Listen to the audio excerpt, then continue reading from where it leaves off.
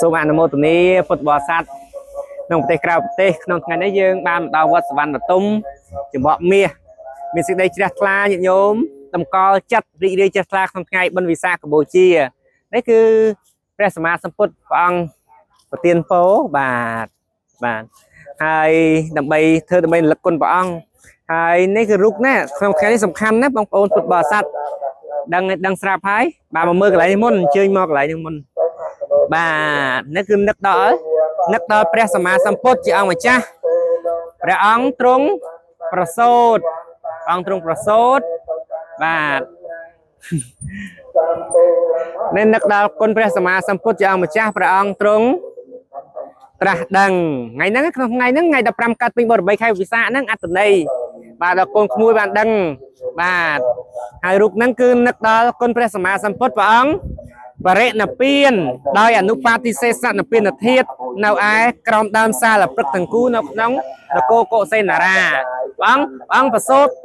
តនៅឯណាព្រះអង្គប្រសូតនៅក្នុងទឹកដីនៃប្រទេសនេប៉ាល់សប្តាហ៍ថ្ងៃនៅនេប៉ាល់គឺគេហៅថាអូសៀនលំពិនីជាព្រំបតុលនគរទាំងពីរនគរកបិលភ័ណ្ឌនិងទេវតហៈនឹងប្រសូតឲ្យត្រាស់ដឹងនៅណានៅពុទ្ធគយាថ្ងៃនៅពុទ្ធគយាហើយបរិណិព្វាននៅឯណានៅក្រុងកុសេនារាដែនភូមិមលក្ស័តដែនភូមិមលក្ស័តពុទ្ធបរិស័ទអនុមោទនាយើងអញ្ជើញដើរចូលមកខាងក្នុងដើម្បីឃើញពុទ្ធបរិស័ទខ្មែរយើងបូជាគុណព្រះសម្មាសម្ពុទ្ធមានផ្កាបាទមានផ្កាចម្រុះពណ៌តែច្រើនដើម្បីញ៉ាំងសេចក្តីជ្រះថ្លានឹងឲ្យរីករាយចំពោះគុណរបស់ព្រះអង្គ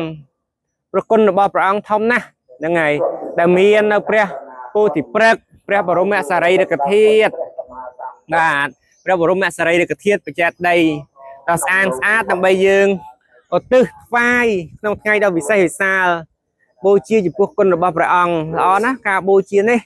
សូមពុទ្ធសាសនិកទាំងអស់បង្អោនសេចក្តីជ្រះថ្លាបង្អោនសេចក្តីរីករាយជ្រះថ្លាក្នុងការបូជានៅគុណរបស់មហាបរោះជាអគ្គតក្កណាយបុគ្គលក្នុងលោកជាបុគ្គលឯកជាបុគ្គលក្នុងលោកហើយពុទ្ធបរិស័ទយើងក្រងផ្ការៈនឹងស្អាតដើម្បីបូជាគុណរបស់ព្រះអង្គឯងការកម្រងផ្ការៈមានអមកាមលីហើយញាតិញោមខ្លះដែលស្គាល់ទេមេធុបាយៈបានមេធុបាយៈនេះពុទ្ធបរិស័ទលោកធូមេធុបាយៈដើម្បីថ្វាយគុណព្រះសម្មាសម្ពុទ្ធមេធុប្រែតែទឹកឃ្មុំបាទបាយៈស័កបាយបាននៅឥណ្ឌាទៅគឺមានស្រូវសលៃស្រូវអីខ្មែរយើងមានអង្គបាទដើម្បីថ្វាយព្រះអង្គឲ្យពុទ្ធបរិស័ទលោកបានឃើញថាមេធុបាយៈមេធុបាយៈហ្នឹងគឺបាទមេធុបាយៈនេះគេនេះគឺធ្វើដើម្បីថ្វាយគុណព្រះសម្មាសម្ពុទ្ធមានទឹកឃ្មុំទឹកអីលាយគ្នាទៅល្អប្រពៃណាស់ស្អាតណាស់ដើម្បីបូជាគុណព្រះសម្មាសម្ពុទ្ធជា